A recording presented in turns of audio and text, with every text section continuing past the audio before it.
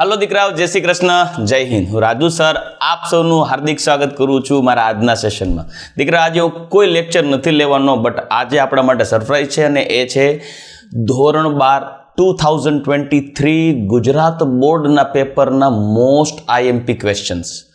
તો આજે દીકરાઓ હું તમને મોસ્ટ આઈએમપી ક્વેશ્ચન્સ આપવાનો છું. નો ડાઉટ આવું ક્વેશ્ચન તમને ફિઝિક્સના પેપરના દિવસે રાત્રે આપવાનો હતો, બટ અંદરથી એવું થયું કે થોડું વહેલું આપણે રિવીલ કરી દઈએ જેથી થોડો ઘણો જો ટાઈમ મળે ને એ ટાઈમને યુટિલાઇઝ કરી શકે અને મેક્સિમમ ક્વેશ્ચન્સ પ્રિપેર કરી શકે. સો આજે હું તમારી સામે એ ક્વેશ્ચન્સ રજૂ કરવાનો છું. દીકરાઓ ખાસ યાદ રાખજો, જો ઉપરવાળો ઈચ્છે તો આની અંદરથી જેટલા હું તમને આઈએમપી ક્વેશ્ચન્સ આપું છું એમાંથી બહારના ક્વેશ્ચન કોઈ નહીં આવે. બટ યાદ રાખજો, જો તમારે 50 માર્ક્સની થિયરીમાંથી મિનિમમ કહું છું 50 માર્ક્સની થિયરીમાંથી મિનિમમ 35 માર્ક્સ લેવા હોય, 35 માર્ક્સ, તો આટલું તો કરી જ નાખજો. એટલે તમારા 35 માર્ક્સ ડેમ શ્યોર છે, એની બહાર એક પ્રશ્ન પણ નહીં જાય, તમારા માર્ક્સ નહીં કપાય. પ્રોપર લખીને આવશો તો બાકી તો ઘણા તો લખવાવાળા આખું પેપર છાપી નાખે તોય ના આવે માર્ક્સ. વ્યવસ્થિત લખાણ લખેલું હશે, પ્રોપર પેપર પ્રેઝન્ટેશન કરેલું હશે, તો આ ક્વેશ્ચનની બહાર કાંઈ ક્વેશ્ચન નહીં જાય, તમારા મિનિમમ 35 માર્ક્સ આવી જશે. એટલે જે વિદ્યાર્થીઓ અત્યાર સુધી વેલ પ્રિપેર્ડ નથી અને હવે એને એવું લાગતું હોય કે સર હવે આ લાસ્ટ મોમેન્ટ ઉપર ભેગું કરવું અઘરું છે, અમુક ચેપ્ટર્સમાંથી અમુક જ ક્વેશ્ચન્સ ટોપિક કરવા છે, તો એના માટે તમને ખાસ યાદ રાખજો આજના જે સેશન છે તમારા માટે મોસ્ટ યુઝફુલ થવાનો છે, ગેરંટી. એટલે તમે એટલીસ્ટ કાંઈ કરો કે ન કરો, પણ આ જે કહું છું ને એ તો 100% જ કરજો. મતલબ હવે હું આજે તમને જે ક્વેશ્ચન્સ આપવાનો છું એ 100% કરજો. ને હું જે આઈએમપી આપું છું એમાંથી PYQsમાં પણ પૂછાયેલા ક્વેશ્ચન્સ છે, મતલબ કે પ્રીવિયસ આઈએમપીમાંથી લાસ્ટ યરમાં પણ, એટલે કે છેલ્લા 2-4 વર્ષમાં પણ ક્વેશ્ચન્સ પૂછાઈ ગયેલા છે, એ પણ તમારી સામે રજૂ કરીશ. એટલે તમારે PYQs પણ આવી જશે, પ્રીવિયસ યર ક્વેશ્ચન્સ. એટલે ખાસ દીકરાઓ હજી એકવાર રિપીટ કરું છું, એટલીસ્ટ હજી તમે જો કોઈ વેલ પ્રિપેર્ડ નથી તો આ આઈએમપીને ખાસ તમારે કરવાના છે. ખાસ આઈએમપી કરશો એટલે તમારે માર્ક્સ થિયરીમાં 110%, આટલું કરશો એટલે મિનિમમ 35 માર્ક્સ આવશે. મેક્સિમમની લિમિટ નથી તો 50 સુધી જઈ શકે, બટ મિનિમમ 35 માર્ક્સ માટે, 50માંથી 35 માર્ક્સ માટે આટલું આઈએમપી વેલ ઇનફ છે. રેડી? તો ચાલો દીકરાઓ, ફર્સ્ટ ઓફ ઓલ આપણે શરૂઆત કરીએ. મોસ્ટ ઇમ્પોર્ટન્ટ છે 2023 ગુજરાત બોર્ડ માટે. તો first of all let S C, સૌથી પહેલા આપણે સ્ટાર્ટ કરીએ ચેપ્ટર નંબર 1 સોલિડ સ્ટેટ. 2 માર્ક્સમાં 3 માર્ક્સમાં પૂછાઈ શકે એવા ક્વેશ્ચન્સ છે. આ હું તમને આઈએમપી તો આપું છું, ઉપરાંત હું તમને કહીશ કે જો તમારે રિસ્ક ન લેવું હોય તો શું કરવાનું. ચલો, સ્ફટિકમય ઘનની 4 લાક્ષણિકતાઓ, એટલે સ્ફટિકમય અને અસ્ફટિકમયનો તફાવત પણ આવી શકે કે સ્ફટિકમય ઘન, અસ્ફટિકમય ઘન. આ ક્વેશ્ચન એટલો આઈએમપી નથી. જે તમને સ્ટાર દર્શાવેલા છે, સ્ટાર, એ મોસ્ટ આઈએમપી છે. તમને રિસ્ક ન રહે, તમને ટૂંકમાં જે એવું ના થાય કે ભાઈ કદાચ આવું આવી શકે કે ન આવી શકે, એના માટે રિસ્ક ન રહે એટલે હું તમને આઈએમપીની સાથે મોસ્ટ આઈએમપી પણ આપી શકું છું કે એટલીસ્ટ આટલા આઈએમપી ન કરો તો આ મોસ્ટ આઈએમપી તો કરી જ નાખવાના છે. એટલે મોસ્ટ આઈએમપીની આગળ તમને સ્ટાર જોવા મળશે. રેડી? એટલે જે સ્ટાર જોશો એ તમને મોસ્ટ આઈએમપી ક્વેશ્ચન્સ મળશે. Remember that thing. રેડી? તો સ્ફટિકમય ઘનની 4 લાક્ષણિકતાઓ, અથવા તો એવું પણ પૂછી શકે સ્ફટિકમય અને અસ્ફટિકમય ઘનનો તફાવત. 2022માં ક્વેશ્ચન પૂછાયેલો છે, એટલે 2023માં કદાચ આ ક્વેશ્ચન્સ પૂછાય અને ન પણ પૂછાય, પૂછાવાની પ્રોબેબિલિટી થોડીક ઓછી છે, બટ આઈએમપી છે, કરી નાખવાનો છે.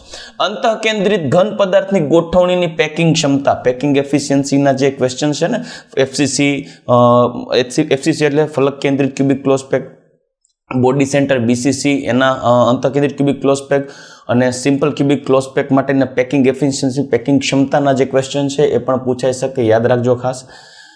હા, તો વેરી મોસ્ટ ઇમ્પોર્ટન્ટ શોર્ટકી ફ્રેન્કલ, બે શોર્ટકી ડિફેક્ટ અને ફ્રેન્કલ ડિફેક્ટ. હું તમને કહી દઉં છું, ગેરંટી આપું છું તમને કે પ્રોબેબિલિટી આ ક્વેશ્ચન્સ, આ 2 ક્વેશ્ચન્સ પૂછાવાની પ્રોબેબિલિટી આ વખતે સૌથી વધારે છે. યાદ રાખજો, સૌથી વધારે શક્યતા છે શોર્ટકી અને ફ્રેન્કલ ક્વેશ્ચન્સ પૂછાવાની. યાદ રાખજો દીકરાઓ, મારું ચાલે તો સ્ટાર નહીં, ડબલ સ્ટાર મૂકીશ અહીંયા, ડબલ સ્ટાર. રેડી? ચલો નેક્સ્ટ, એના પછી છે એનાયોનિક ક્ષતિને કારણે જોવા મળતું ધાતુ વધારો ક્ષતિ. આ ઓલી સોડિયમ ક્લોરાઇડ વાળું એક્ઝામ્પલ યાદ કરો. સોડિયમ ક્લોરાઇડ, એમાં સોડિયમ બાષ્પ પસાર કરો એટલે અંદરથી છે ઇલેક્ટ્રોન બહાર આવશે, સોડિયમ આયન, અંદરથી ક્લોરાઇડ બહાર આવશે, સોડિયમ આયન બનશે, ઇલેક્ટ્રોન અંદર જતો રહેશે. આવું આપણે કરાવ્યું છે વિડીયોમાં. તો એને બીજા શબ્દમાં એફ કેન્દ્ર વાળી ક્ષતિ પણ કહી શકાય, ટૂંકનું લખો એફ કેન્દ્ર. આ પણ ક્વેશ્ચન પૂછાઈ શકે. નેક્સ્ટ ક્વેશ્ચન છે એ મોસ્ટ ઇમ્પોર્ટન્ટ છે. ડોપિંગ એટલે શું? એન અને પી પ્રકારના અર્ધવાહકોને સમજાવો. અર્ધ ઘટકો લખ્યું છે, સોરી અર્ધવાહકો, ટાઈપિંગ એરર થઈ ગઈ છે. અર્ધવાહકો ઉદાહરણ સાથે સમજાવો, આ યાદ રાખજો. અથવા તો એમાં પૂછાઈ શકે આ ક્વેશ્ચનને બદલે એમાં પૂછાય કે એન પ્રકારના અને પી પ્રકારના અર્ધવાહકો કેવી રીતે બનાવી શકાય સિલિકોનમાંથી. એ પણ આ ક્વેશ્ચન થોડો ટ્વિસ્ટ કરીને એવી રીતે પૂછી શકાય.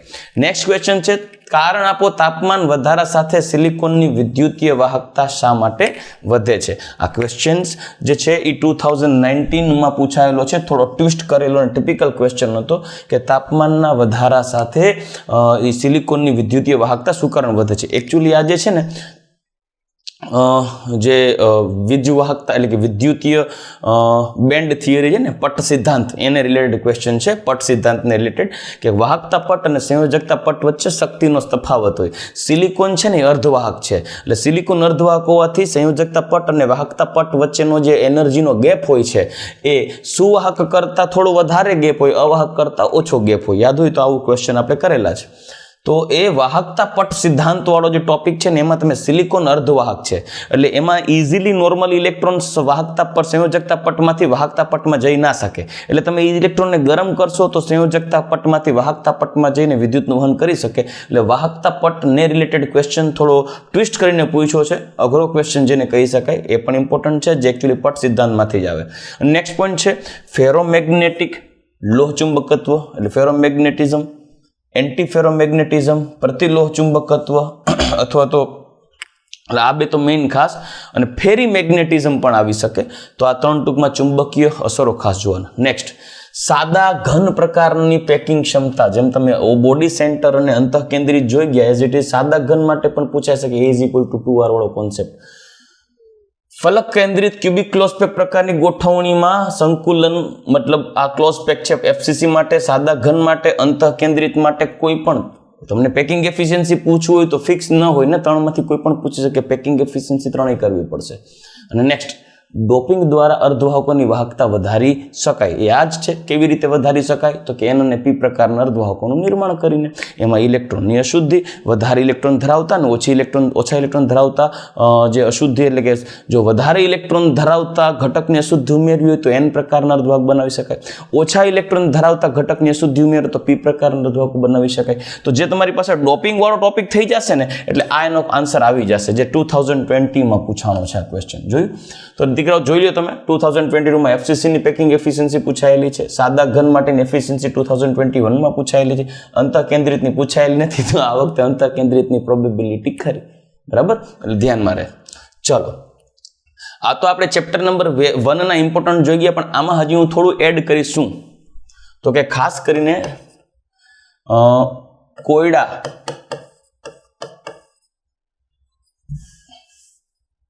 ટેક્સ્ટ બુકના જે કોયડા છે એ ખાસ કરવા. એમાં જે અષ્ટફલકીય, ફલકીય અને ચતુષ્ફલકીય છિદ્ર માં સમાતા ઘટક કણો ને આધારે અણુસૂત્ર, અષ્ટફલકીય અને ચતુષ્ફલકીય છિદ્રમાં જે ઘટક કણો ગોઠવો છે ને એને આધારે અણુસૂત્ર કેવી રીતે રચાય છે એને રિલેટેડ ટેક્સ્ટબુકમાં બે દાખલા આપ્યા છે, એ ખાસ કરવાના છે. MCQ માટે પણ કામના છે. થિયોરી કરતા સ્પેશિયલી કેના માટે કામ છે? MCQ માટે કામના છે. રેડી? ચલો, ધેટ્સ ઇટ. ચેપ્ટર નંબર 2 ઉપર જઈએ. હેનરીનો નિયમ લખો, સૂત્ર તારવું, અથવા નીચેના પદો સમજાવો. 2 માર્ક્સ માટે પૂછાઈ શકે. સમઅભિસારી કેને કહેવાય, અતિ અભિસારી કેને કહેવાય, અલ્પ અભિસારી કેને કહેવાય. એટલે આઇસોટોનિક, હાઇપરટોનિક, હાઇપોટોનિક. એકચ્યુઅલી આ બધા ઉદાહરણ સાથે તમને પદ સમજાવવાના કહેશે. એની સાથે ઉદાહરણ સાથે. તો યાદ ઓલું NaCl નું 0.91% સોલ્યુશન જે છે W/V NaCl નું, એ બ્લડ સાથે સમઅભિસારી છે. હવે એના કરતાં વધારે સાંદ્રતા થઈ જાય મીઠાની તો અતિ અભિસારી, અને મીઠું જે 0.9 કરતાં ઓછી સાંદ્રતા ધરાવતું હોય તો અલ્પ અભિસારી થઈ જશે. રાઈટ? એના એક્ઝામ્પલ થઈ ગયા, ટેક્સ્ટબુકના છે. उत्कलन बिंदु उन्नयन अचळांक समझाओ तेनु सूत्र तारवो मतलब delta T B is equal to K B into M वाली थियरी लखवानी एनो ग्राफ साथे अथवा अवनयन वाळुं। नेक्स्ट पांचमो जे क्वेश्चन छे ए मोस्ट इम्पोर्टंट कही शकाय। आदर्श द्रावण और बिन आदर्श द्रावण वच्चेनो तफावत आपो, धन विचलन और ऋण विचलन समझाओ। एना उदाहरण खास याद राखवाना छे। कयुं द्रावण छे ई बिन आदर्श द्रावण छे, कया द्रावण छे आदर्श द्रावण छे, अने एमां पण धन विचलन ने ऋण विचलन समजाववानुं खास। ए पण पॉइंट तमारे टूंकमां जोवानुं छे अने ए छे एजियोट्रोपिक मिक्सचर।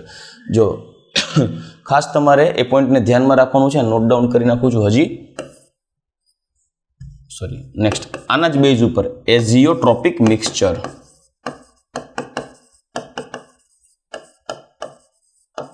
मिश्रण, एजियोट्रोपिक मिश्रण अने तेना उदाहरण, तेना प्रकार अने उदाहरण।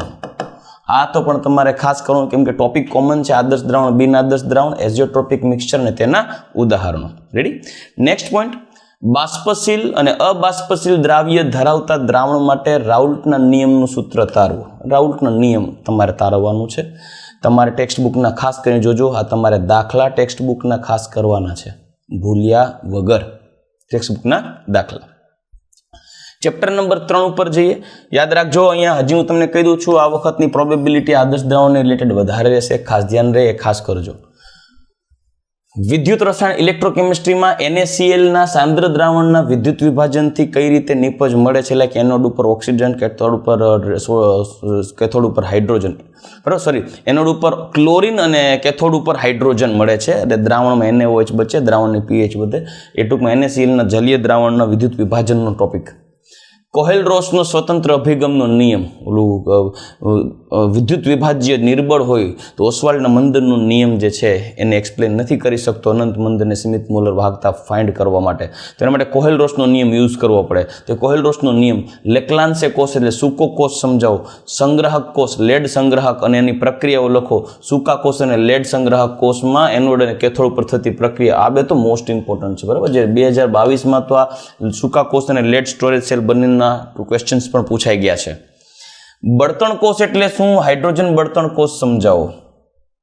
फ्यूअल सेल, आनी थोड़ीक इम्पोर्टन्स मतलब अंदरथी मने बहु गट्स फीलिंग नथी आवती आना माटे, बट करी लेवानुं, रिस्क नथी लेवानुं। मंदन साथे द्रावणनी मोलर वाहकता अने विशिष्ट वाहकतामां शुं फेरफार थाय? मोलर वाहकता लेम्बडा एम मंदन साथे वधे अने विशिष्ट वाहकता घटे। कारण के मंदन साथे मोलर वाहकता एटले वधे छे केम के मोबिलिटी मतलब के द्रावणमां आयनोनी वाहकता वधे, वहनशीलता वधे। अने विशिष्ट वाहकता एटले घटे छे केम के एकम कद दीठ घटकोनी संख्या घटे छे। हुं तमने रीजन साथे समजाव्युं छे, जो कारण साथे आज क्वेश्चन बोल्यो छे तमारे लखवानुं छे। मोस्ट इम्पोर्टન્ટ क्वेश्चन है, क्वेश्चन नंबर 7। हूँ स्टार लखी कहीश केम के मने आमां आ वखते आमां गट फीलिंग आवे छे। रेडी। तो 7मो क्वेश्चन तमारे खास करवानो छे, जे आपणे टेक्स्ट बुकनो ज क्वेश्चन छे। नेक्स्ट 8मो इलेक्ट्रॉनिक वाहकता एटले के धात्वीय वाहकता अने तेना उपर असर करता परिबळो। आयनीय वाहकता अने तेना उपर असर करता परिबळो समजावो। 2 मार्क्स माटेना क्वेश्चन छे, इम्पोर्टન્ટ छे। दीकरा अमे अहींया आज इलेक्ट्रॉनिक वाहकता वाळो टॉपिक छे। ए क्वेश्चन जे थियरी में नहीं पण MCQs में गया वखते छेल्ला 2 वर्षथी आ बेमांथी एक क्वेश्चन पूछाई सके छे, पूछाय छे इन शॉर्ट, बराबर। चलो नेक्स्ट ना जो गया वखते आपणे हमणां जो एक विडियो अपलोड कर्यो छे 2022 ना MCQ सोल्यूशन माटेनो, याद होय तो एनी अंदर तमे एक जोयुं छे कि इलेक्ट्रॉननी वाहकता नीचेनामांथी कया परिबळ उपर आधार राखतुं नथी, एनो जवाब हतो दबाण। रेडी। 2022 में बोर्ड में पूछायेलो क्वेश्चन छे। रेडी। चलो नेक्स्ट एना पछी हवे आ जे दाखला छे टेक्स्ट बुकना दाखला छे, आ जे छे 2018 में पूछायेलो छे। ढोळ चढ़ाववाळो मतलब इलेक्ट्रोलिटिक सेल ना बेस उपर 2009। शक्य होय तो टेक्स्ट बुक नी मेथड फॉलो करो, शॉर्टकट नहीं मारता। अदरवाइज ओलू वेट फाइंड करवा माटे सूत्र है W is equal to equivalent weight IT upon 96500। W એટલે કે વેટ, ઇલેક્ટ્રોડ ઉપર મળતું વજન W is equal to equivalent weight IT upon 96500। આ જે ઇક્વેશન છે મેં જે ટૂંકમાં ડિરાઈવ કરાવેલું છે, મેં જે સમજાવ્યું છે ત્યારે સૂત્ર મેં ડિરાઈવ કરાવેલું છે, એ ફોર્મ્યુલા તમારે MCQ માટે જસ્ટ યુઝ કરો। અધરવાઇઝ ફેરાડે ફાઇન્ડ કરો ને ફેરાડે ઉપરથી મળતું વજન मतलब કેથોડ કેનોડ ઉપર મળતી નિપજનું વજન તમારે ફાઇન્ડ કરો ટેક્સ્ટ બુકની મેથડથી, તો માર્ક્સ કપાવવાના ચાન્સીસ ઓછા રહેશે। સૂકો કોષ અને લેડ સંગ્રાહક કોષ એનોડ અને કેથોડ પર થતી પ્રક્રિયા જે આપણે હમણાં અહીંયા જોઈ ગયા છે 2020માં પૂછાયેલો છે, ટૂંકમાં રિપીટ થઈ ગયો છે ક્વેશ્ચન ટાઈપ કરવામાં. સેમ દાખલો છે, વિદ્યુત ધ્રુવ ઉપર ધમા થતી નિપજો આટલો 1.5 એમ્પિયર વિદ્યુત પ્રસાર કરવામાં આવે તો કોપર અને નિકલના કેટલા દળ નિક્ષેપિત થશે, તમને એટોમિક માસ આપ્યા છે. સેમ ઇલેક્ટ્રોલિટિક સેલના બેઝ ઉપર આના ઉપર તમે જોયું ઇલેક્ટ્રોલિટિક સેલ ઉપરથી ક્વેશ્ચન જાજા પૂછાય. આ ઉપરાંત તમને ટેક્સ્ટબુકના કોયડાઓ જો કોયડા નંબર 4, કોયડા નંબર 5, સ્વાધ્યાયનો ક્વેશ્ચન નંબર 15, ક્વેશ્ચન નંબર 16 એ તો ખાસ ઇમ્પોર્ટન્ટ છે, કરવાના છે. હું તમને કઈ જરૂર દઉં છું, બટ છતાંય દીકરાઓ આપણે જો દાખલાઓમાં જરાય રિસ્ક ના લેવું હોય ને તો તમારે ટેક્સ્ટબુક અને કોયડાઓના દાખલા તો ખાસ અને ખાસ કરી જ નાખવાના. ટેક્સ્ટબુક એટલે સ્વાધ્યાય એક્સરસાઇઝ અને સ્વાધ્યાયના દાખલાઓ કરી નાખવાના. બહુ જાજા દાખલાઓ નથી હોતા, 10-12-15 દાખલા કરી નાખવાના, એકવાર જોઈ લેવાના. એ ક્વેશ્ચન્સ પૂછાઈ શકે છે, બોર્ડમાં એની પ્રોબેબિલિટી સૌથી વધારે હોય. એટલે રિસ્ક ન લેતા ટેક્સ્ટબુકના સ્વાધ્યાયના અને કોયડાઓના દાખલા ખાસ કરી નાખવાના. ચલો ચેપ્ટર નંબર 4 જે છે કેમિકલ કાઇનેટિક્સ, એના ઉપર ચર્ચા કરીએ હવે. તો પ્રક્રિયા વેગ અને વેગ અચળાંક વચ્ચેનો ભેદ સમજાવો. મતલબ બોલું સૂત્ર વેગની વેગ બરાબર કે એ ને r⁴n, જે n પ્રક્રિયા ક્રમ હોય. પ્રક્રિયા ક્રમ અને આણ્વિકતા વચ્ચેનો ભેદ સમજાવો, અથવા તો આનો તમને ટૂંકમાં તફાવત સ્વરૂપે પણ પૂછાઈ શકે. આ દાખલો, આ પ્રશ્ન પણ ખાસ ઇમ્પોર્ટન્ટ છે, તફાવત પૂછાઈ શકે. 2020માં રિપીટરને પૂછાયેલો છે, 2021માં, 2022માં ક્વેશ્ચન્સ ઇમ્પોર્ટન્ટ છે, બટ આ વખતે પૂછાય એવી પ્રોબેબિલિટી થોડીક ઓછી છે, કેમ કે છેલ્લા 2-3 વર્ષથી કન્ટિન્યુઅસ પૂછાય છે. પછી તમારે નસીબ હોય તો ચોથા વર્ષમાં પણ પૂછાઈ જાય. આભાસી પ્રથમ ક્રમની પ્રક્રિયા એટલે શું સમજાવવું ઉદાહરણ સાથે, ઇમ્પોર્ટન્ટ છે. આણ્વિકતાને ઊંડાણપૂર્વક સમજૂતી આપો, મોલેક્યુલારિટી એક્ઝામ્પલ સાથે. પ્રક્રિયા ક્રમ અને આણ્વિકતા વચ્ચેનો ભેદ સમજાવી શકો તો આણ્વિકતા લખી શકો. નેક્સ્ટ, પછી સંકલિત વેગ નિયમ માટે પ્રથમ ક્રમની પ્રક્રિયાની વ્યાખ્યા આપો. પ્રથમ ક્રમની પ્રક્રિયા માટે સંકલિત વેગ નિયમ તારવો અને અર્ધાયુષ્ય સમય તારવો. 2020માં ક્વેશ્ચન પૂછાયેલો છે, 21માં નથી પૂછાયેલો, 22માં પૂછાઈ શકે. શૂન્ય ક્રમની પ્રક્રિયા માટે સંકલિત વેગ નિયમ સમીકરણ અને અર્ધાયુષ્ય સમય તારવો. પ્રથમ ક્રમ ટેક્સ્ટબુકમાં પ્રથમ ક્રમ અને શૂન્ય ક્રમ 2 જ આપ્યા છે. સંકલિત વેગ નિયમ, અર્ધાયુષ્ય સમય તારવવાનું અને સંકલિત વેગ નિયમ માટે સંતુલન અચળાંકનું સૂત્ર તારવવાનું, વેગ અચળાંકનું સૂત્ર તારવવાનું. તો શૂન્ય ક્રમ પ્રથમ ક્રમ 2 જ આપ્યા છે, યાદ રાખજો. તો 2 માંથી શૂન્ય ક્રમ જુઓ તમે કેટલી વાર પૂછાયેલું, 2014, 2016, 2022માં પૂછાઈ ગયો છે. બટ પ્રથમ ક્રમ ક્યારે પૂછાયો? 2020માં, મતલબ 2021 કોરું ગયું છે. 2022માં પૂછાયેલો છે. 2023માં ફર્સ્ટ ઓર્ડર માટે પૂછાવાની પ્રોબેબિલિટી વધી જશે. યાદ રાખજો દીકરો, પેપર દઈને આવશો ત્યારે જોજો, ચાન્સીસ છે, મને ગટ ફિલિંગ આવે છે કે 5મો ક્વેશ્ચન પ્રથમ ક્રમની પ્રક્રિયા માટેનું સંકલિત વેગ નિયમનું સૂત્ર છે, પૂછવાની શક્યતા વધારે રહેશે. રાઈટ, હું તમને આ બધું ટૂંકમાં એનાલિસિસ છેલ્લા વર્ષોમાં પૂછાયેલા ક્વેશ્ચન્સના બેઝ ઉપરથી કહું છું, હવામાં કોઈ બ્લફિંગ્સ નથી કરતો. રેડી, એનાલિસિસ ઉપરથી કરીએ છીએ. પણ જુઓ દાખલા, હા 4 માર્કનો દાખલો આ ચેપ્ટરમાંથી ખાસ યાદ રાખજો પૂછાવાનો છે. અને ઓપ્શનમાં પણ એ 4 માર્કનો દાખલો છે, ઇન્ટરનલ ઓપ્શન આવવાના છે, નથી કે જનરલ ઓપ્શન. એટલે તમે કોઈ ક્વેશ્ચનને સ્કીપ નહીં કરી શકો, નહીં કે કોઈ ચેપ્ટરને સ્કીપ કરી શકો, કેમ કે જે ચેપ્ટરનો દાખલો જે હશે ક્વેશ્ચનમાં ઓપ્શનમાં એ જ ચેપ્ટરનો દાખલો હશે. થિયરી સામે થિયરી હશે, દાખલો સામે દાખલો હશે.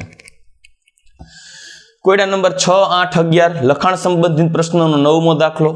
સ્વાધ્યાય નંબર 3, 8, 10, 11, 12, 14માં 2022માં પૂછાયેલો, 17માં 2021માં પૂછાયેલો, 20, 21, 23, 25, 27, 28, 29, 30 આ બધા સ્વાધ્યાયના દાખલા. કેમ કે આ ચેપ્ટરમાંથી દાખલો 4 માર્કનો આવે એટલે કોઈ રિસ્ક નહીં લેવાનું, બધા દાખલા ખાસ કરી જ નાખવાના. એટલે જ મેં તમને કીધું કે અત્યાર સુધી બોર્ડમાં જેટલા ક્વેશ્ચન્સ પૂછાયેલા છે દાખલાઓ ટેક્સ્ટ બુકના જ પૂછાયેલા છે, કાં સ્વાધ્યાયના હોય, કાં કોયડાઓના હોય ને કાં તો લખાણ સંબંધિત ક્વેશ્ચન્સના હોય છે. હા, કદાચ ટ્વિસ્ટ કરે તો પ્રશ્નમાં રહેલા જે ડિજિટ્સ હોય ને આંકડા એ ફેરવી નાખે. લાઈક વોલ્ટેજની વાત કરી, 2 એમ્પિયર વિદ્યુત પ્રવાહ પસાર કર્યો એને બદલે 3 એમ્પિયર વિદ્યુત પ્રવાહ પસાર કર્યો હોય, ફરક આટલો હોય. બાકી questions as it is am જ હોય. મોસ્ટ દાખલામાં આંકડા ચેન્જ નથી કરતા. ચલો chapter number 5 surface chemistry, breeding ચાપ પદ્ધતિ એ ગોલ્ડ અને પ્લેટિનમ જેવા લાયોફોબિક કલિલ કણોની બનાવટ માટેની પ્રક્રિયા છે, ઇલેક્ટ્રિક આર્ક મેથડ. 2 માર્ક્સમાં પૂછાઈ શકે. ટિન્ડલ અસરનું અવલોકન કરે, 2 માર્કમાં પૂછાઈ શકે, આની શક્યતા થોડીક ઓછી. આ મોસ્ટ ઇમ્પોર્ટન્ટ હાર્ડી અને સુલ્ઝનો નિયમ છે, બરાબર. સ્કંદન મૂલ્ય, સ્કંદન શક્તિ થિયરીમાં ન પૂછાય તો એમસીક્યુમાં ગેરંટી આવશે, એમસીક્યુમાં નહીં પૂછાય તો થિયરીમાં આવી શકે. બ્રાઉનિયન ગતિ સમજાવો. ભૌતિક અધિશોષણ ને રાસાયણિક અધિશોષણ વચ્ચેનો તફાવત આપો. 2016-19 માં પૂછાયેલો છે, પ્રોબેબલી 21-22 માં નથી પૂછાયેલો, 23 માં આવી શકે. ફ્રુન્ડલીચ એડસોર્પ્શન આઇસોથર્મ સમજાવો.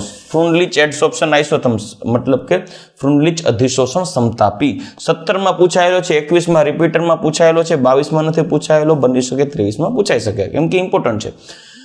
લાયોફિલિક લાયોફોબિક સમજો. લાયોફિલિક લાયોફોબિક દ્રવ્ય અનુરાગી એટલે કે દ્રવ અનુરાગી અને દ્રવ વિરાગી મતલબ લાયોફિલિક એના તરફ પાણી તરફ આકર્ષાવ.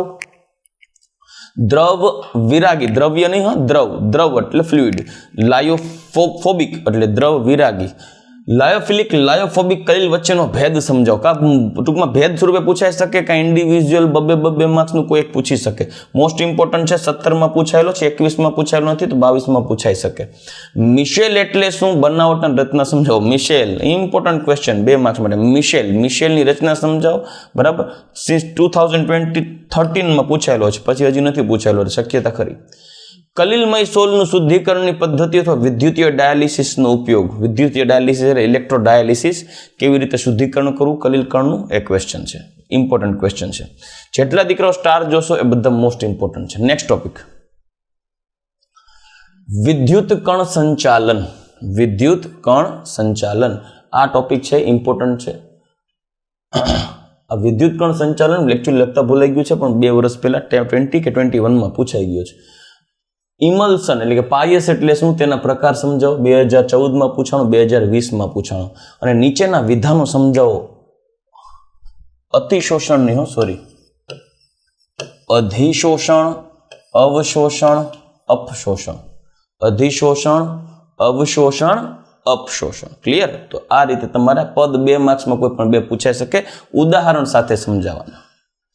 ચેપ્ટર નંબર 6 જોઈએ. સંકેન્દ્રીકરણ ચુંબકીય અલગીકરણ પદ્ધતિ પૂછાઈ શકે. ત્યારબાદ એવી ધાતુઓ માટે વપરાય જે ચુંબક પ્રત્યે આકર્ષાતું હોય. ફીણ પ્લવન પદ્ધતિ સલ્ફાઇડ ખનિજના પ્યોરિફિકેશન માટે. પછી રાસાયણિક પ્રક્રિયા દ્વારા સિલ્વર અને ચાંદીનું નિક્ષાલન, એ પણ આઈએમપી છે. ઝોન રિફાઇનિંગ પદ્ધતિ દ્વારા સિલિકોન જર્મેનિયમ જેવી અર્ધધાતુનું શુદ્ધિકરણ, એ પણ ઇમ્પોર્ટન્ટ છે. નિકલ માટેની મોન્ડ કાર્બોનિલ પદ્ધતિ, ઝર્કોનિયમ માટે અને ટિટેનિયમ માટેની વાન આર્કેલ પદ્ધતિ. નિસ્તાપન અને ભૂંજન, કેલ્સિનેશન અને ભૂંજન પ્રક્રિયા. મેટેમાંથી આયનીય અશુદ્ધિઓ દૂર કરવા માટેની રાસાયણિક પ્રક્રિયાઓ, બેસમર કન્વર્ટરવાળી પ્રક્રિયા. વાત ભઠ્ઠીમાં વિવિધ તાપમાને થતી પ્રક્રિયાઓ. હોલ હેરોલ્ટ પદ્ધતિ મેનોડ કેથોડ ઉપર થતી પ્રક્રિયા, Al2O3 માંથી એલ્યુમિનિયમ નિષ્કાસિત કરવાની પ્રક્રિયા. બધા બબે માર્ક્સના ક્વેશ્ચન છે, પણ છે બધા તાકાતવાળા ને ઇમ્પોર્ટન્ટ. આમાંથી કે ફગ છે ને ગેરંટી તમે જોઈ શકો છો.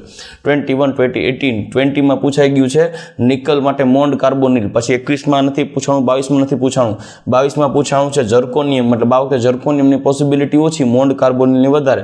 22 માં પૂછાણું નિસ્તાપન, તો ભૂંજન આવી શકે આ વખતે. 19 માં પૂછાણું છે વાત ભઠ્ઠીવાળી પ્રક્રિયા, મેટેના શુદ્ધિકરણની પ્રક્રિયા, તો આ વખતે મેટે આવી શકે. લોખંડની વાત ભઠ્ઠીવાળી પ્રક્રિયા આવી શકે. પછી હોલ હેરાલ્ડ પદ્ધતિ આવી શકે છે, ઇમ્પોર્ટન્ટ બધી પ્રક્રિયા. ફીણ પ્લવન આવી શકે. ચલો નેક્સ્ટ, એના પછી ચેપ્ટર નંબર 7 ઉપર આગળ વધીએ.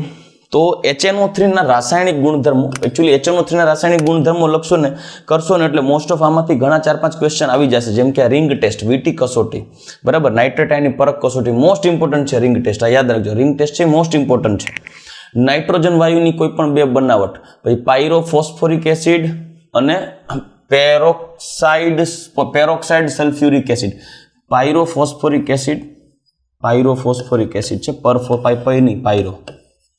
પાયરોફોસ્ફોરિક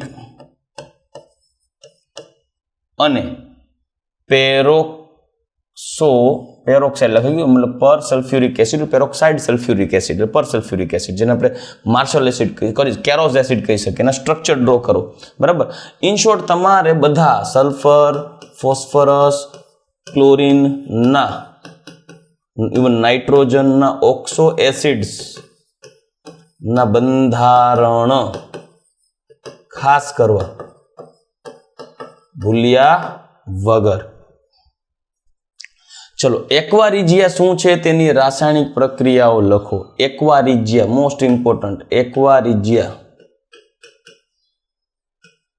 બરાબર.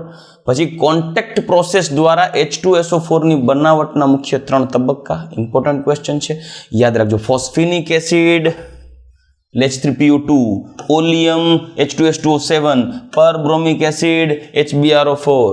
રેડી? એના સ્ટ્રક્ચર, એના બંધારણ દોરવાના. સફેદ ફોસ્ફરસ વધુ પ્રતિક્રિયાત્મક છે કેમ કે એમાં હેડ ટુ હેડ બંધારણ નથી, એ 60 ડિગ્રીએ વળેલો છે, તો એ ક્વેશ્ચન લખવાનો. Al2O3 ઉભય ગુણધર્મી છે, રાસાયણિક પ્રક્રિયા દ્વારા સમજાવો એલ્યુમિનિયમનો ઉભય ગુણધર્મી સ્વભાવ. નેક્સ્ટ, ઉપયોગો લખો. આમાંથી કોઈ પણ ઉપયોગ છે એ MCQ માટે પણ ખાસ કામના છે. MCQs માટે ગયા વખતે ક્લોરીનનો MCQ પૂછાઈ ગયો હતો. ઓઝોનનો પણ આવી શકે. ઓઝોન. રેડી? આપેલ પ્રક્રિયાઓ પૂરી કરો જે HCl ના રાસાયણિક ગુણધર્મ છે.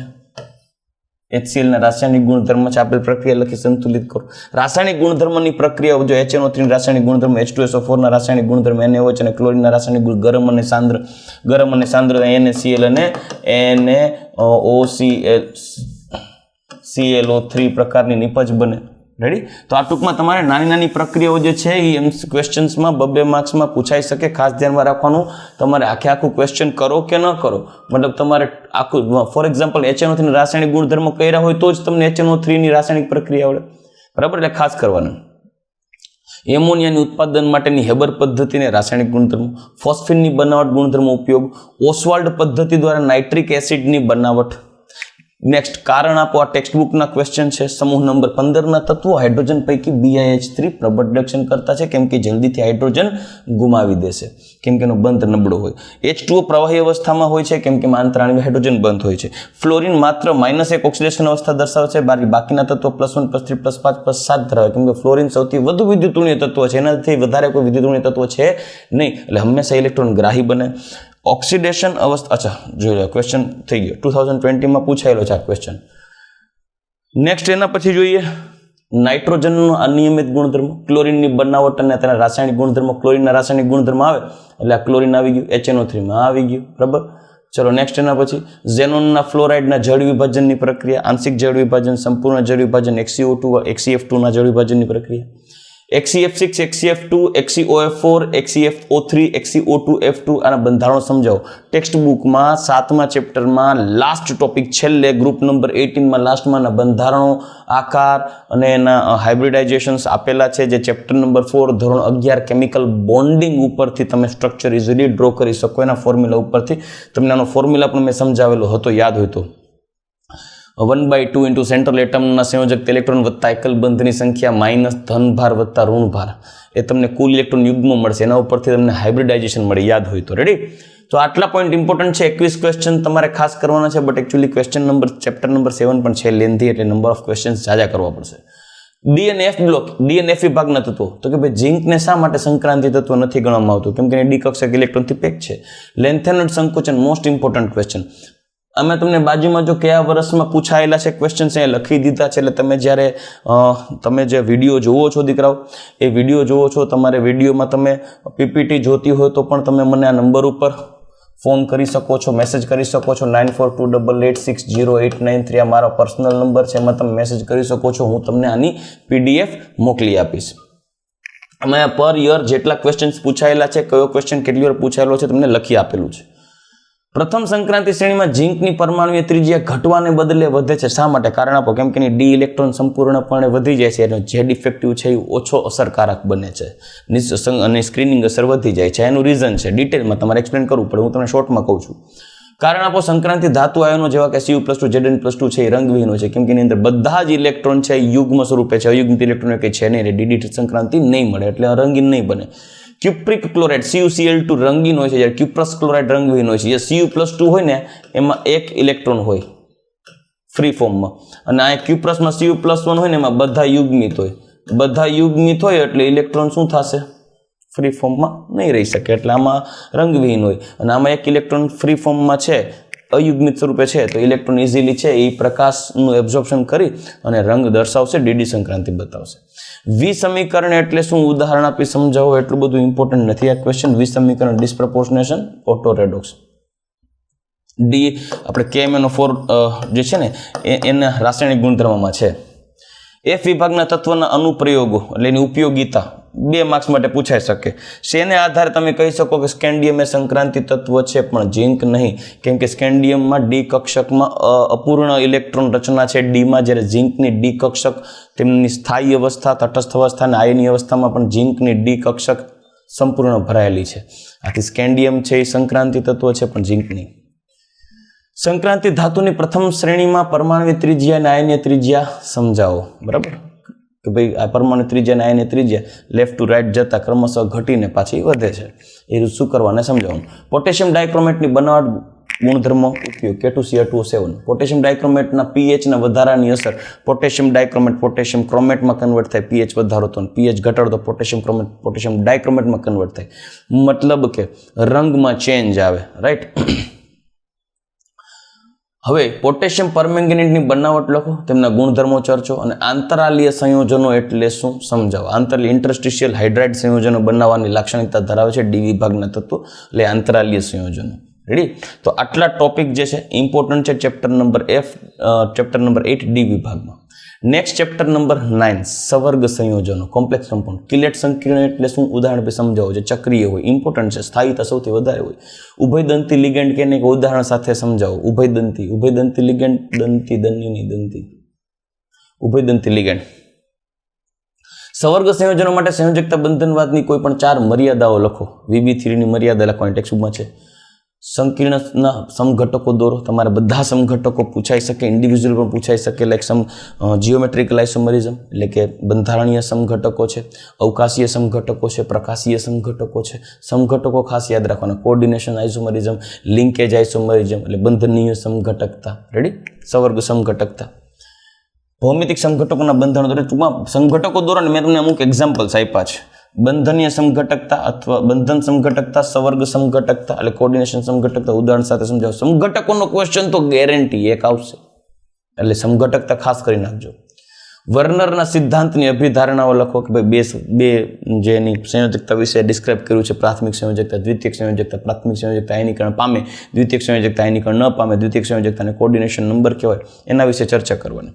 કારણ આપી સમજાવો. NiCl4-2 નું ચુંબક, જ્યારે NiCO4-2 છે એ પ્રતિચુંબકીય છે.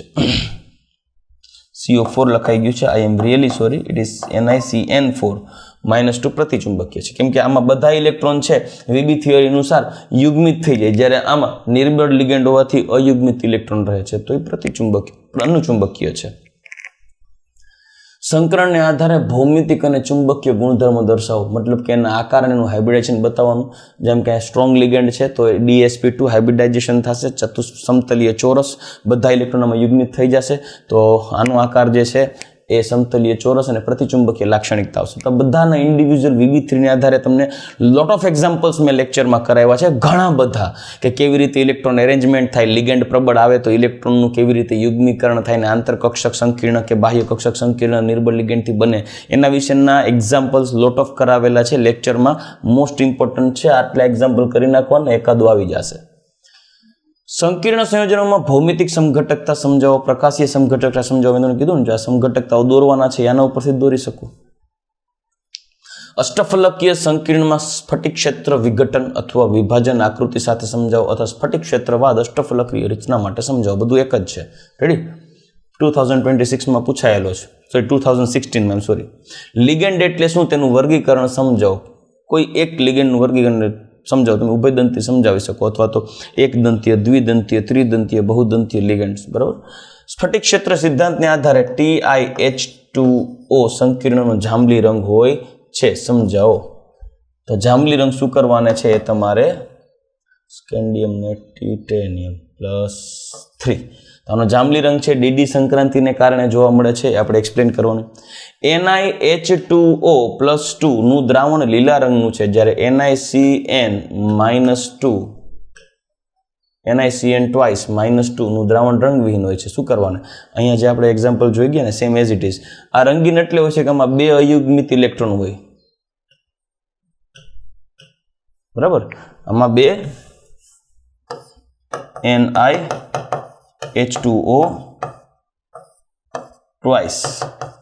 માં 2 અયુગ્મિત ઇલેક્ટ્રોન હોય, જ્યારે આમાં લિગેન્ડ સ્ટ્રોંગ છે NiCN4 અને H2O4 છે, સોરી NiCN4 -2 આમાં બધા જ ઇલેક્ટ્રોન યુગ્મિત છે. તો આ ઇલેક્ટ્રોન રચના વિબી થિયરીના આધારે જેમ આમાં તમે કરો છો એ રીતે કરશો એટલે ખબર પડશે. અયુગ્મિત ઇલેક્ટ્રોન હોય તો રંગ બતાવે, બધા ઇલેક્ટ્રોન યુગ્મિત હોય તો રંગવિહીન થઈ જાય. ચલો ચેપ્ટર નંબર 10 ઉપર જોઈએ. વુડ્સ ફિટિગ રિએક્શન, મતલબ ધાતુ સાથેની બધી પ્રક્રિયા, Grignard, Wurtz reaction, Fittig reaction બધી. આલ્કાઇલ હેલાઇડની સ્વાર્ટ્ઝ રિએક્શન જે halogen exchange, Wurtz reaction, Finkelstein reaction, halo એરિનની ફિટિગ પ્રક્રિયા છે, વુડ્સ ફિટિગ બધી એક જ છે. સેટજેફનો નિયમ ડિહાઇડ્રો હેલોજિનેશન, ખાસ હેલોજન વિનિમય પ્રક્રિયા એટલે ફિંકલસ્ટેન અને સ્વાર્ટ્ઝ નેમ રિએક્શન ખાસ યાદ રાખવાની.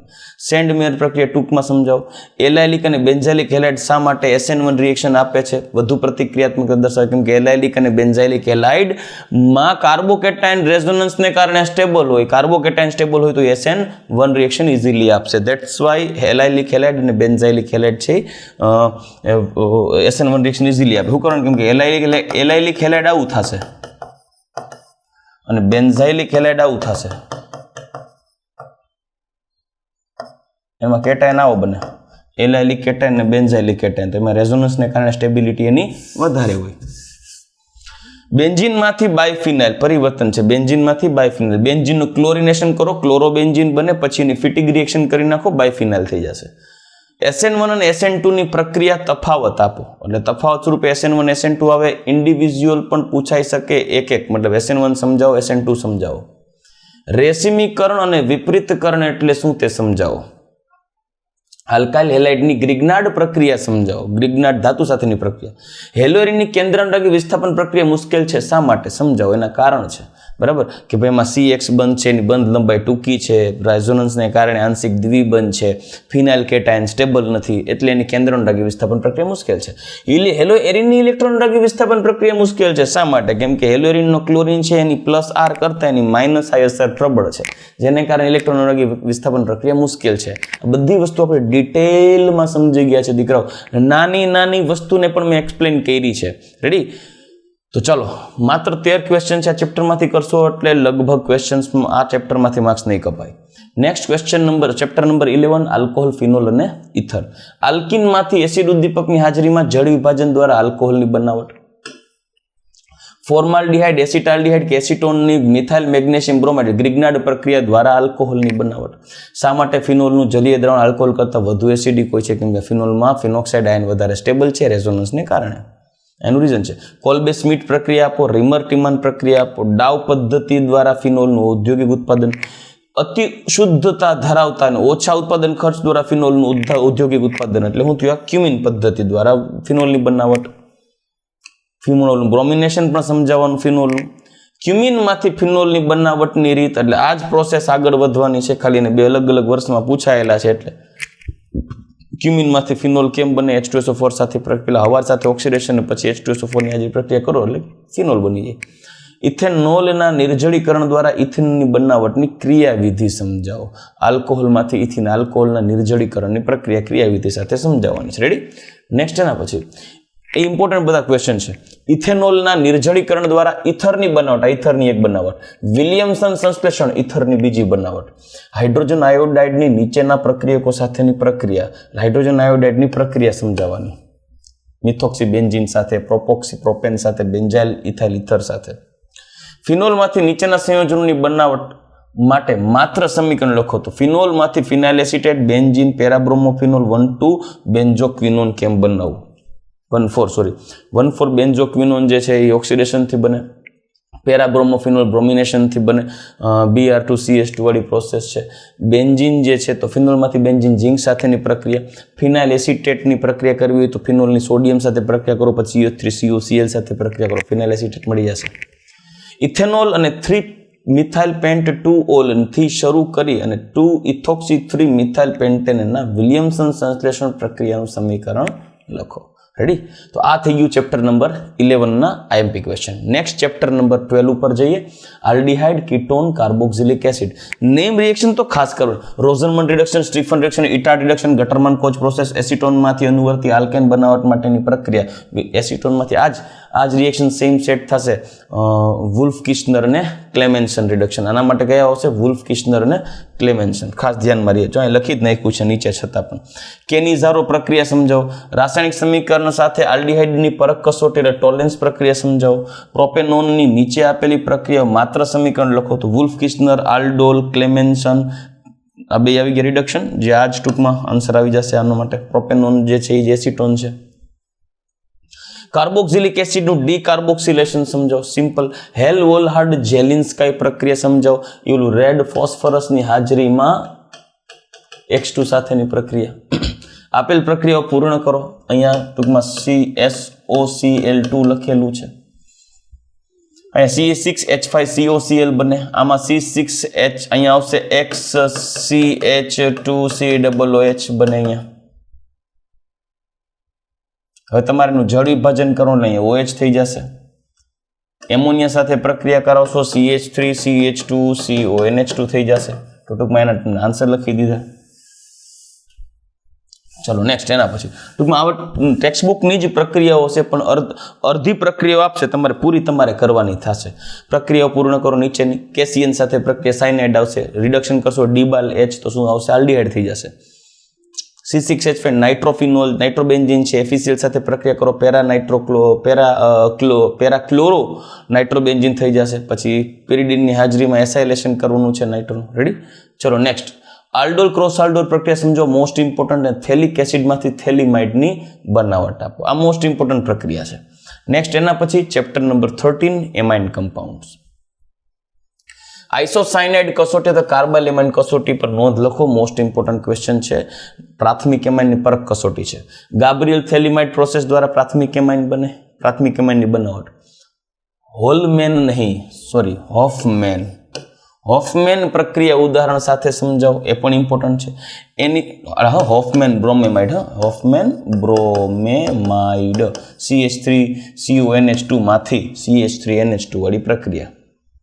એનિલિનના ઔદ્યોગિક ઉત્પાદન પર ટૂંક નોંધ લખો. બેન્ઝીન ડાયઝોનિયમ ક્લોરાઇડની રાસાયણિક પ્રક્રિયા સેન્ડમેયર ગટરમાન KI સાથેની પ્રક્રિયા. એનિલિન અને ઇથેનેમાઇનની નાઇટ્રસ એસિડ સાથેની પ્રક્રિયાથી શું બને? એનિલિનમાંથી પ્રક્રિયા કરશો નાઇટ્રસ એસિડ સાથે તો ડાયઝોનિયમ ક્લોરાઇડ બનશે અને ઇથેનેમાઇનમાંથી બનશે ઇથેનોલ, કેમ કે આલ્કાઇલ એમાઇનનો ડાયઝોનિયમ સોલ્ટ સ્ટેબલ નથી. એનિલિનનું બ્રોમિનેશન કરવાનું છે. ઇલેક્ટ્રોનોરોગી વિસ્થાપન પ્રક્રિયા. એનિલિનની એસિટાઇલેશન પ્રક્રિયા સમજાવો અને એસિટેનિલાઇડની બનાવટ લખો. સેમ ઇલેક્ટ્રોનોરોગી વિસ્થાપન પ્રક્રિયા સમયમાં છે. એનિલિનનું એસાઇલેશન અલગથી પણ આપેલું છે. એનિલિનમાંથી 4-બ્રોમો એનિલિનનું બનાવટ લખો. 2019માં પૂછાયેલો. એટલે આ ટૂંકમાં બધા ક્વેશ્ચન 13 માટે ઇમ્પોર્ટન્ટ છે. ખાસ યાદ રાખજો. એનિલિનમાંથી 4 નાઇટ્રો એનિલિન બનાવો.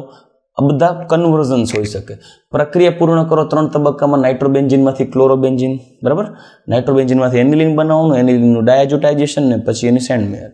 એનિલિનમાંથી ફિનોલની બનાવટ. એનિલિનની ડાયાજોટાઇઝેશન પછી એની H2SO4 ની સાથે પાણી સાથે પ્રક્રિયા તો ફિનોલ. બેન્ઝીન ડાયઝોનિયમ ક્લોરાઇડમાંથી બેન્ઝીન ડાયઝોનિયમ ક્લોરાઇડનું રિડક્શન કરવાનું. H3PO2 વાળું પ્રક્રિયા. H3PO2 + H2 અથવા તો CH3CH2OH સાથેની રિડક્શન પ્રક્રિયા કરો. એઝો સંયુગ્મીન પ્રક્રિયાઓ લખો. પરિવર્તનો પૂર્ણ કરો. પરિવર્તન તો ટેક્સ્ટબુકમાં ખાસ છે. એ સ્વાધ્યાય ઉદાહરણના જે છે એ ખાસ કરવાના. એસાઇલ એમાઇનની પ્રક્રિયાઓ લખો. પિરિડીન ઉદ્દીપકની હાજરીમાં એસાઇલેશન. ઇથાઇલ આયોડાઇડની પ્રક્રિયા. ક્લોરોફોર્મ સાથેની પ્રક્રિયા એટલે ટૂંકમાં થઈ ગઈ કાર્બાઇલ એમાઇન કસોટી. ક્લોરોબેન્ઝીનમાંથી બેન્ઝોનાઇટ્રાઇલની બનાવટ કેમ કરશો? બેન્ઝોનાઇટ્રાઇલ એટલે C6H5CN. ક્લોરોબેન્ઝીનમાંથી પહેલાં તો તમારે પોટેશિયમ સાયનાઇડ સાથે રિએક્શન કરાવવાની. પ્રાથમિક એમાઇન સંયોજનોના ઉત્કલન બિંદુ તેને અનુવર્તી આલ્કોહોલ કરતાં નીચા હોય છે, કેમ કે પ્રાથમિક એમાઇનના હાઇડ્રોજન બંધ આલ્કોહોલ હાઇડ્રોજન બંધ કરતાં પ્રબળ ઓછા છે. નેક્સ્ટ એના પછી ચેપ્ટર નંબર 14 છે બાયોમોલેક્યુલ્સ. સ્ટાર્ચના એમાઇલોપેક્ટિનનું બંધારણ અથવા ગ્લાયકોસિડિક જોડાણ દર્શાવો. ઇમ્પોર્ટન્ટ છે. 2015 પછી પૂછવાનું નથી એટલે પૂછાઈ શકે. જરૂરી નથી કે સ્ટાર્ચ જ પૂછે. ડાયસેકેરાઇડ માલ્ટોઝ છે, લેક્ટોઝ છે, આપણે સુક્રોઝ છે, એના પણ સ્ટ્રક્ચર્સ પૂછાઈ શકે. કારણ આપી સમજાવો. સુક્રોઝ નોન રિડ્યુસિંગ સુગર છે, કેમ કે રિડ્યુસિંગ એજન્ટ તરીકે ઓળખાતા OH સમૂહ જ બ્લોક છે. પેપ્ટાઇડ બંધ અથવા પેપ્ટાઇડ જોડાણની વ્યાખ્યા આપો અને પેપ્ટાઇડ પર ટૂંક નોંધ લખો. એટલે પેપ્ટાઇડ બોન્ડ જે બનાવો છો CONH એના વિશે સમજૂતી આપવાની. એમિનો એસિડ્સ વચ્ચે પ્રોટીનનું વિકૃતિકરણ સમજાવો. આણ્વીય આકારને આધારે પ્રોટીનનું વર્ગીકરણ, પ્રોટીનના વિકૃતિકરણના કોઈ પણ બે કારણો, વિકૃતિકરણ સમજાવો એમાં જ આવી જશે. ન્યુક્લિક એસિડના બંધારણ કે ડીએનએના બંધારણ આપણે ચર્ચવાનું છે. ગ્લુકોઝની મુક્ત શૃંખલા ધરાવતા પ્રાથમિક આલ્કોહોલ સમૂહ અને કાર્બોનિલ સમૂહની હાજરી સૂચવો. પ્રાથમિક આલ્કોહોલની હાજરી માટેની પ્રક્રિયા તમારે બતાવવાની, કાર્બોનિલની પરખ કસોટી માટેની પ્રક્રિયા બતાવવાની. જે ગ્લુકોઝની મુક્ત શૃંખલા મુક્ત શૃંખલા બંધારણ દર્શાવતું સાબિત કરતી રાસાયણિક પ્રક્રિયાઓ તમારે દર્શાવવાની છે. ન્યુક્લિક એસિડમાં હાજર વિષમ ચક્રીય બેઝ પર નોંધ લખો, મતલબ એડેનિન, ગ્વાનિન, સાઇટોસિન, થાઇમિન. ગ્લુકોઝમાં CHO અને CO સમૂહની હાજરી દર્શાવતી પ્રક્રિયા લખો. જ્યાં તમે 9મો ક્વેશ્ચન જે છે એ લખો છો એમાંનો જે ક્વેશ્ચન 11મો એમાં ઇન્ક્લુડ થઈ જશે. એમિનો એસિડ અને ઝ્વિટર આયન સમજાવો. એસિડિક અને બેઝિક માધ્યમમાં સમીકરણ લખો. ઝ્વિટર આયન વાળી પ્રક્રિયા 2016માં પૂછાણું છે. હાલમાં આપણે NCERTમાં ઝ્વિટર આયન વિશે બહુ ડિટેલમાં ડિસ્કશન નથી કર્યું, એટલે કદાચ પૂછવાની પ્રોબેબિલિટી આ ચેપ્ટરમાં ઝ્વિટર આયન માટે એસિડિક અને બેઝિક માધ્યમ વિશે ન પૂછાય, પણ ઝ્વિટર આયન શું છે એમિનો એસિડ ઉપર, acidic amino acid, basic amino acid કયા છે, એમિનો એસિડનું વર્ગીકરણ પણ પૂછાઈ શકે. એટલે ખાસ યાદ રાખજો, એસિડિક, બેઝિક અને ન્યુટ્રલ એમિનો એસિડ પૂછાઈ શકે.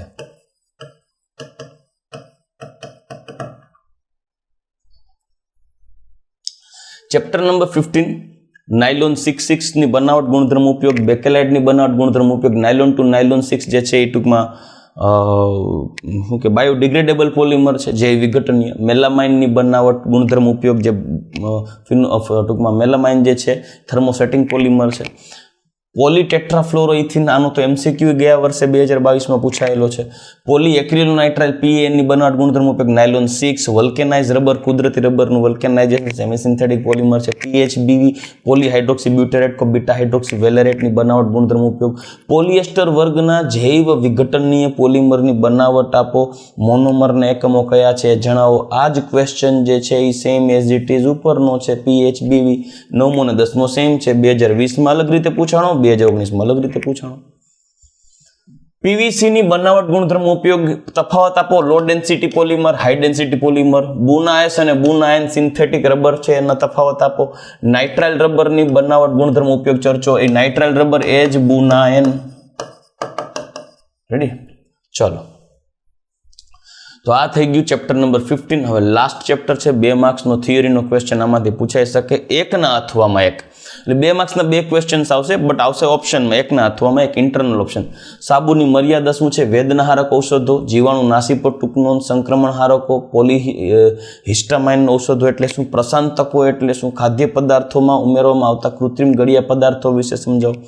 સાબુનીકરણની પ્રક્રિયા અને રાસાયણિક સમીકરણ લખો. નહાવાના સાબુ, ધોવાના સાબુ અને ઔષધીય સાબુની બનાવટ દરમિયાન ઉમેરવામાં આવતા સંયોજનો અને પદાર્થોના ખાલી નામ લખો. અથવા જલીય માધ્યમના અણુઓમાં બંધારણીય સ્થાનને આધારે પ્રક્ષાલકોનું શું વર્ગીકરણ હોય એ સમજાવો. આ ક્વેશ્ચન જે છે 9મો ક્વેશ્ચન, તમારે બહુ એટલું ઇમ્પોર્ટન્ટ નથી, તમે નહીં કરો તો ચાલશે. નેક્સ્ટ એના પછી કેટાયોનિક પ્રક્ષાલકોનું બંધારણ આપી સમજાવો અને તેના કોઈ એક ઉદાહરણ આપો. કેટાયોનિક પ્રક્ષાલકો.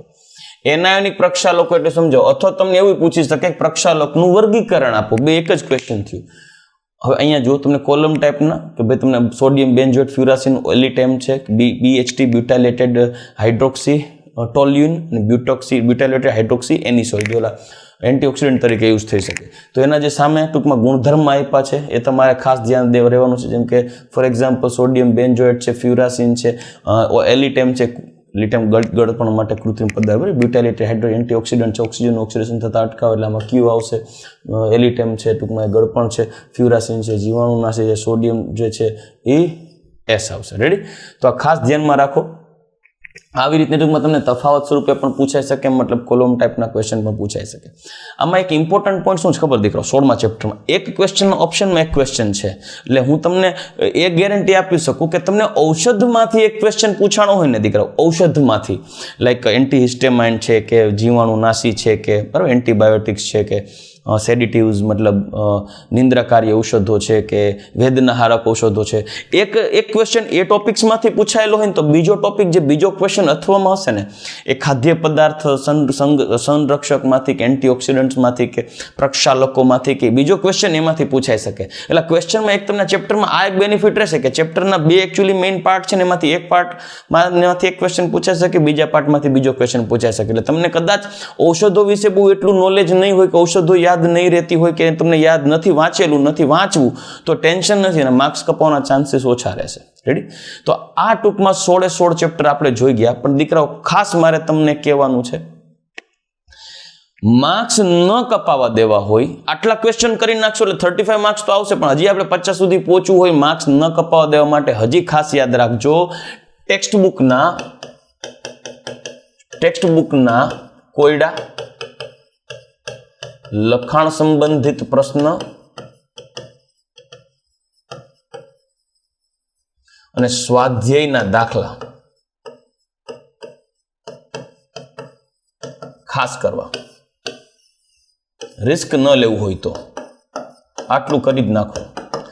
હજી જ્યારે દીકરાઓ ક્વેશ્ચન પેપર્સના MCQ અઘરા નીકળ્યા હોય અથવા તમને કોઈ એવા ક્વેશ્ચન દેખાય કે જે તમને અઘરા લાગશે, લોકો કહેશે કે આ ક્વેશ્ચન અઘરો છે MCQ, તો તમારી જોઈ લેવાની છૂટ છે. NCERT એક્ઝામ્પલરના MCQ માંથી જશે. એટલે અઘરા ક્વેશ્ચનમાં માર્ક્સ ન કપાય, અઘરા MCQમાં માર્ક્સ ન કપાવવા દેવા હોય ને તો NCERT એક્ઝામ્પલરના MCQ કરી નાખો. એ જાજા ન હોય પર ચેપ્ટર 10-12-15 MCQ હોય. એટલે અઘરો MCQ NCERT એક્ઝામ્પલર માંથી પૂછાઈ શકે શક્યતા વધુ, જેથી NCERT એક્ઝામ્પલર કરો. NCERT એક્ઝામ્પલર ખાસ કરશું. એક ટાઈપની સ્વાધ્યાયની પોથી. તો ચાલો દીકરાઓ, અહીંયા આપણે 16 ચેપ્ટરના મોસ્ટ ઇમ્પોર્ટન્ટ ક્વેશ્ચન્સ કરી ગયા છીએ. એટલીસ્ટ તમે આટલું તો કરી નાખશો જેથી તમારા પેપરમાં 50 માંથી 35 માર્ક્સ તો હું તમને ગેરંટી આપું છું. હું એક રિસ્ક લઈને બોલું છું કે 35 માર્ક ગેરંટી, બાકી ઉપરવાળો કરશે તો 50 જ એમાંથી જ આવવાના છે, એમાં કોઈ શંકાને સ્થાન નથી. લગભગ નહીં ફગે. મને અંદરથી તો એવું લાગે છે કે 50 માંથી 45 માર્ક્સ તો આમાંથી જ છે. બટ તમે કદાચ ગમે વર્સ્ટ કન્ડિશન વિચારી લઈએ ને, વર્સ્ટ કદાચ આપણું આઈએમપી ફગી જાય તો 35 માર્ક્સનું તો નહીં જ ફગે. 50 માર્ક્સની થિયરીમાંથી 35 માર્ક્સ તો આમાંથી આવશે. એટલે તમે આટલું તો 100% કરી જ નાખજો, કેમ કે એમાંથી પૂછાવાની શક્યતાઓ હું તો 100% માનું છું. બટ કદાચ નસીબ સાથ ન આપે ને તો 50 માંથી 35 એટલે 70% ઉપર તો આમાંથી પૂછાઈ જશે જ. એટલે ભૂલ્યા વગર જે મારા ભાઈઓ બહેનો જેને એવું લાગતું હોય કે આપણે બોર્ડર કેસ ઉપર છે, દિવાલ ઉપર બેઠેલા છે, કોઈ ધક્કો મારે તો પડી જાય, ઓલી બાજુને પાસ થઈ જાય, તો ધક્કા ગાડી માટે તો ખાસ આટલું કરો. રેડી? મેક્સિમમ માર્ક્સ સ્કોર કરવા છે. In short time you have to maximum learn this question. તમારે ટૂંકા ગાળામાં જાજા ક્વેશ્ચન આ જ કરી નાખવાના છે, એટલે તમારા માર્ક્સ કપાવવાની શક્યતા ઓછી રહેશે. બહુ વ્યવસ્થિત લખાણ કરીને આવો. રેડી? તો ચાલો દીકરાઓ, આ આ થિયરીના જે ક્વેશ્ચન છે તમારા માટે મોસ્ટ ઇમ્પોર્ટન્ટ છે. એક્ઝામ માટે, કેમેસ્ટ્રી માટે આ પ્રિપેર કરજો જ. રેડી? બાકી તો ઉપરવાળો છે આપણી સાથે જ છે, તમારી મહેનતનું ફળ તમને જરૂર મળશે. રેડી? તો ચાલો દીકરાઓ, નેક્સ્ટ લેક્ચરમાં આપણે નવા સેશનમાં આગળ વધીશું. All the best for your boards exam. Be prepare, be well prepare and confident. Goodbye, take care, જય શ્રી કૃષ્ણ.